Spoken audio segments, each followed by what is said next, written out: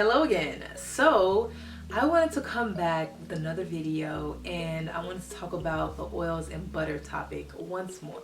So if you haven't got a chance to check out my previous video, definitely go check that out so you can hear my take on what I feel about oils and butter in hair care. I want to talk about 3 ways you can successfully use oils and butter in your hair care, starting with number 1, scalp oil. So as mentioned previously in the previous video, I enjoy using scalp oil, and I think it can be really useful, especially if you have hair growth goals. Now granted, scalp oil is not a magic potion. It's not going to automatically make your hair grow no matter how much you use it if other factors are not in place. So I always tell clients that you want to supplement with scalp oil as something that you use in addition to your water intake, getting your nutrition in order, checking out your hormone levels, because that can be a big contributor to hair loss and lack of hair growth as well. So I think scalp oils are great. They're not necessary if you have no scalp issues. If your hair is growing the way you want to use it or the way you want it to grow, there's no need to put scalp oil in your hair. It's not a detriment, but it's not a necessity. If you're wondering which scalp oil is the best oil, I personally believe that pumpkin seed oil is the best oil, and avocado. Of course, people rave about castor oil, and castor oil is great. Sometimes I feel like it's a little bit too waxy or too heavy, unless it's mixed with other oils, then I love it.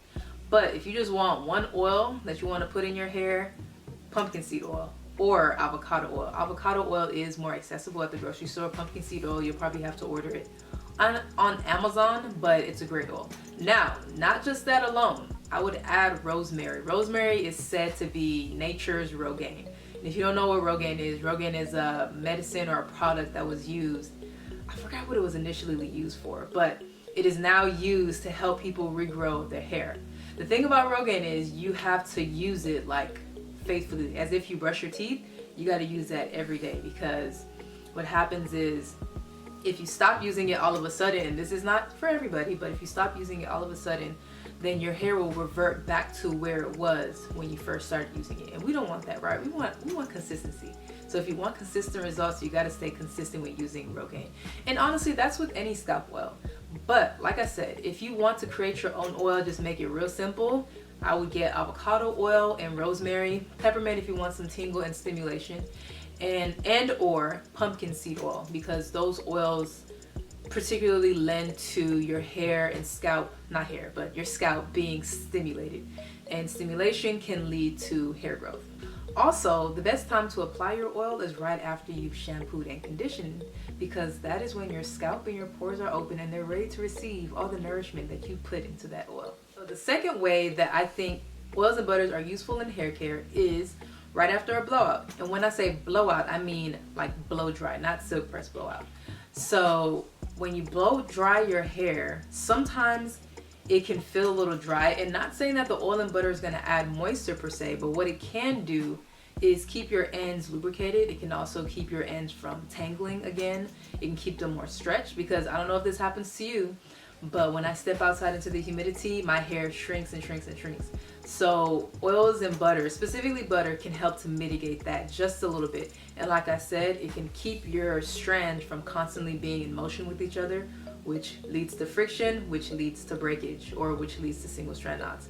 And we want to avoid that at all costs. So oils and butters, specifically butters, can be useful right after a heat style that lends to that. Don't do that after your silk press. That is a no-no. The third way I think that oils and butters can be useful in hair care is when you are protective styling. Whether that's protective styling with added hair or with your own hair, I think it could be good if you're doing a twist set, like 2-strand twisting your hair and leaving it.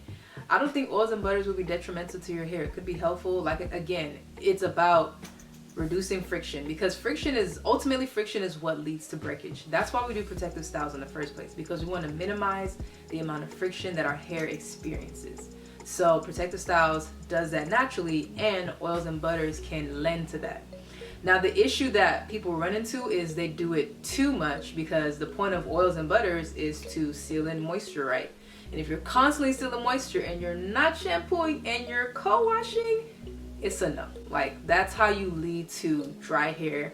That's how you lead to breaking hair. And like, why is my hair breaking? I'm doing the LOC, I'm doing all this stuff. It's because your hair is not able to absorb moisture, water, after when you shampoo it. Whatever shampoo you're using should wash away all the buildup of the oils, butter, sebum, scalp, all that stuff should wash that away. So your hair should be fine. Ultimately, I think people experience issues when using oils and butter because they don't shampoo enough, and they're in an endless cycle of protective styling. They're not really clarifying their scalp, whether it be with a astringent or stimulating product, or with a clarifying shampoo.